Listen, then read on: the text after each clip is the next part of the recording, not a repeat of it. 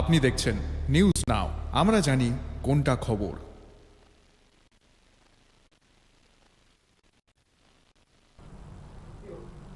রাজ্যের বরিষ্ঠ সাংবাদিক, সম্পাদক তথা প্রকাশক প্রদীপ দত্ত ভৌমিকের প্রয়াণে তাঁর বাসভবনে গিয়ে শেষ শ্রদ্ধা জানালেন মুখ্যমন্ত্রী ডাক্তার মানিক সাহা।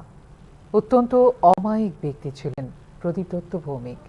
তাঁর মৃত্যু সংবাদ জগতে এক অপূরণীয় ক্ষতি বলে প্রতিক্রিয়া জানিয়েছেন মুখ্যমন্ত্রী ডাক্তার মানিক সাহা।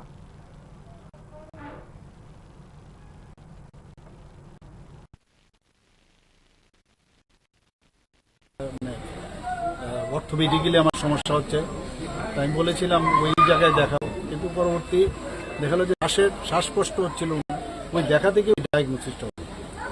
অপারেশনও সাকসেসফুল হয়েছিল, কিন্তু পরবর্তী সময়ে যখন হসপিটাল থেকে ছাড় পেলেন, আবার দেখা গেল লাংসে একটা ইনফেকশন হয়।